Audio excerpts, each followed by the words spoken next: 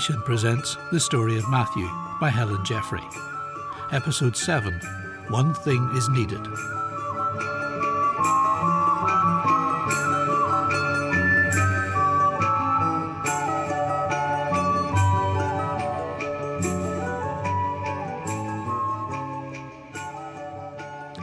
Things haven't changed much, have they, Matthew? Changed? In the temple? I wouldn't expect them to. Do you not remember... No, I suppose you wouldn't. It was a couple of years ago now when Jesus first appeared. What are you talking about? Well, Jesus came in and chased all the traders out of the temple. No, I wasn't with him then, but I was in Jerusalem for that feast, all right. I heard about it. Yeah, but look at them now. They're back again, as many as ever. Perhaps he'll do something. Excuse me, friend. I know by your accent that you're a Galilean. Can you direct me to where Jesus of Nazareth is teaching? I heard he is in the temple. Yes, I can. He's right over there. Right over there by that pillar, friend. In the middle of that crowd. In the very middle. He always is. I'd like to hear him teach. Well, you can always try. Go and tell the crowd you've leprosy. Maybe they'll melt away. Judas, that's not funny. They'd probably kill me for being inside the city with leprosy. It was only a joke. Oh, I see. Very funny.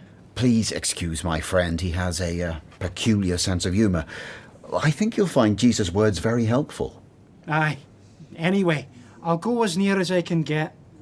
Thank you both very much. It seems strange. People coming to the temple from all the country for miles around to hear Jesus, yet we're not bothering. Yeah, well, sometimes all these high principles get a bit monotonous. Judas, I never know what you'll say next. I hope by now you'll know when I'm joking anyway. Perhaps I do, but let's go closer ourselves and listen to what Jesus is saying. After all, if I want to write it all down, I must hear all I can. Oh, but he repeats himself so much. That's to make people remember. Whoever loses his life for my sake will find it. For what would it profit a man if he gains the whole world and forfeits his soul? Or what shall a man give in exchange for his soul? For the Son of Man is to come with his angels in the glory of his Father, and then he will repay every man for what he has done. Oh, there you are. I wasn't far wrong. You know what I said to Rabeth. Angels, the kingdom, rewards. Sounds good, doesn't it, Matthew? And we'll be at the top. I don't know, Judas. Well, if there's any fairness in the world, we must be at the top. Well, that's very selfish. Hey, Andrew, what do you say? What about Judas? When Jesus gets his place of power, we'll be at the top, won't we? No, don't ask me. Anyway, does it matter? All I want to be sure is that I'll be near Jesus wherever he is. Oh, listen to yourself. How did I get myself mixed up with you all? Just a lot of visionaries, sentimental, near Jesus. Yeah, right. But let's have our rewards as well. Never mind. Jesus talks a lot more sense than you do. I've often heard him talk about rewards. Often. It's true Jesus talks about rewards, Matthew. But look what he said to the mother of James in town when she wanted him to sit on the either side of him in his kingdom. And all that teaching about denying yourself. After all, the law says we're not to covet. If we're always looking for rewards, well, money, power, I suppose we're breaking the law. That's the least of my worries. I seem to break the law every time I breathe. You, Matthew. Nonsense. Good sense. Especially when you look at the law through what Jesus has taught us. You mean about our thoughts? But Andrew, there's something else on my mind. It's about Judas. You and Judas are quite friendly, aren't you? We are, but I'm beginning... I wonder if he is really trustworthy. In what way? Our money. Money? We've no money to speak of. All the more reason to be careful of it. But what do you mean? Andrew, be sensible. We do have some money. It's mostly the little gifts people give Jesus. And Judas looks after it. He keeps it in the old wooden box that you gave him. But does he? Sometimes I've thought he puts gifts in his own pocket. Oh, don't say that kind of thing. It's horrible. You're suggesting... oh, no. I hate to think of it myself. Well, Maybe, after all, it's not true. I'm sure it's not. But I wish he'd keep accounts, write things down. I expect he does, when he gets a quiet minute. I tell you what, we're going to Bethany this evening. Lazarus is sure to give us some money. I'll watch Judas carefully. I wish we could have Jesus here by himself some evening, Mary. That would be nice, Martha, but It doesn't seem fair having to feed 12 other men with him every time. I'm sure you don't mind feeding them. Oh, of course not, Mary. But maybe you don't realise all that's involved in getting everything ready. Why bother, Martha? Why bother? You mean, you can't mean not to give them a meal. No, of course not. Our brother Lazarus wouldn't stand for that anyway. And I wouldn't do it in my house. Here, Mary. Well, at least you can wipe my dishes for me. But quickly, Mary. You're such a dreamer. I just mean, why make so much fuss? The best dishes, all sorts of spices and extras. Well, I must do honour to our friend Jesus. I'm sure he'd enjoy the sort of food we eat every day. You're a great cook, Martha. Something like yesterday's meal would be fine. Oh, Mary. I'm sure Jesus would... Look, don't put my good plates so near the edge of the table. Oh, Mary, you careless wretch. Sorry, Martha. Oh, I hear Jesus coming. Typical. Mary's always the same. I'm always left to do her share as well as my own, and now my set's spoiled with one dish broken. Oh, but she doesn't care. Out there among the men. And then she'll come to my kitchen afterwards, her eyes all shining, and tell me the wonderful things Jesus said, and say I should have heard them. Well, how can I? Somebody has to do the work. If she would come and help me, we'd get through far quicker. But I don't really want her help. What good does she do? All she can do is break my dishes. And look at my cloth, all covered in ashes. If Jesus realised... And here's Martha. Oh, that smells great. I'm really hungry. I'm hurrying as fast as I can, Andrew. But Martha, come out and greet Jesus. Oh, I can't leave my kitchen just now. But there's no one to help me, you see. Then Jesus must come to where you are. All right, I'll come. Can't have my kitchen full of men. Oh, yes, do come, Martha. Jesus is in the other room. You were asking about Martha, Jesus. Here she is. I wondered where you were, Martha. Welcome, Jesus. I've a lot to do, you know. I must get back to my kitchen. If Mary would give me some help... Oh, you don't seem to understand. There she sits at your feet listening. I can't do that. I'm struggling away in the kitchen. If you told her to help me, I'm sure she'd listen. Would you... Martha. You're anxious and bothered, aren't you?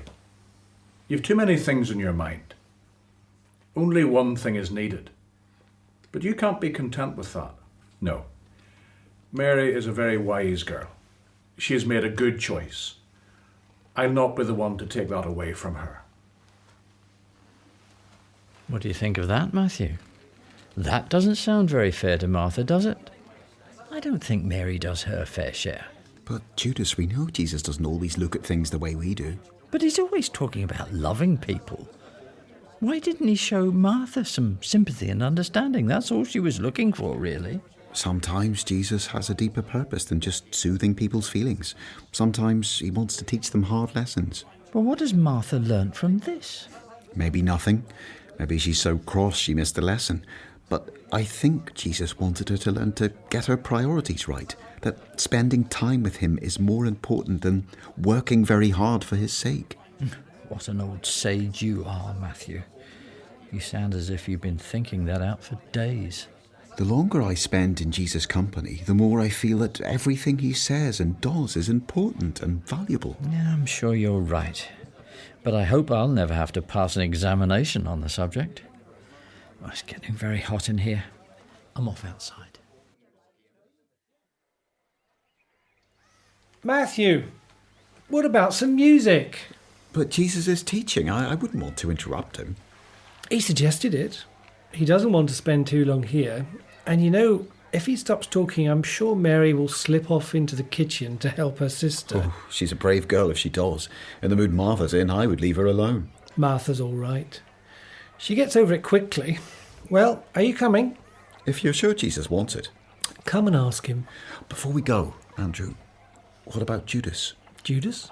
Did Lazarus give him money? We were going to watch. Oh, yes, he did. And Judas put it right into the box at once. All of it? As far as I could see.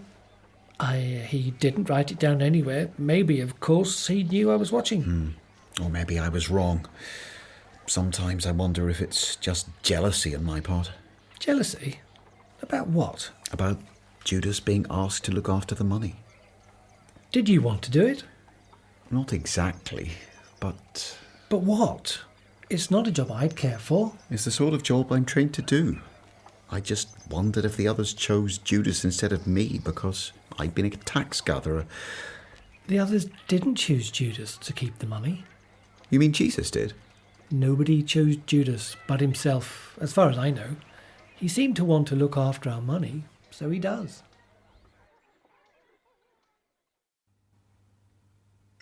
Where shall I put these plates, Martha?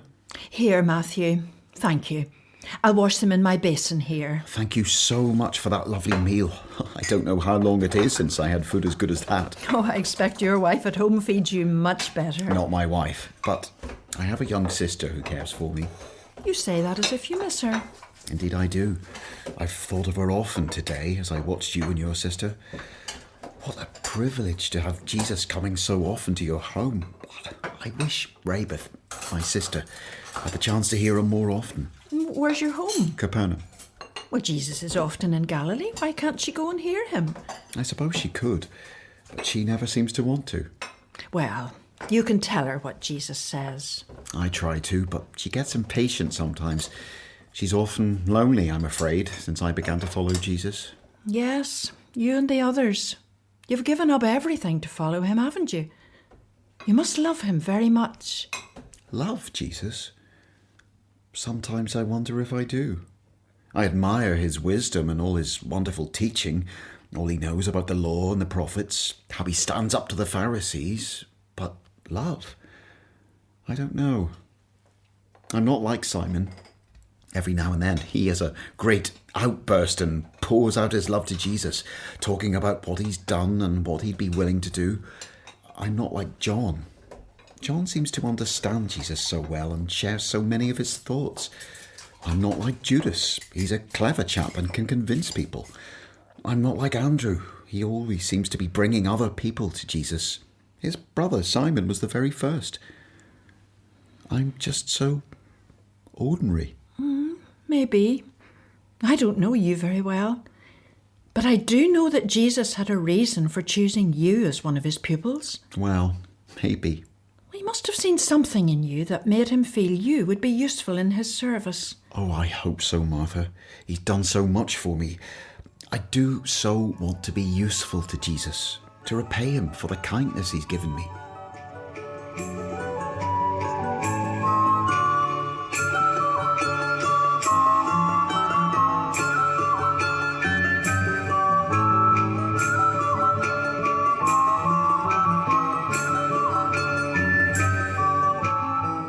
In Matthew by Helen Jeffrey, Matthew was played by Mark Clooney, Judas by John Lander, Jesus by Paul Bailey, and Andrew by Mark Smith.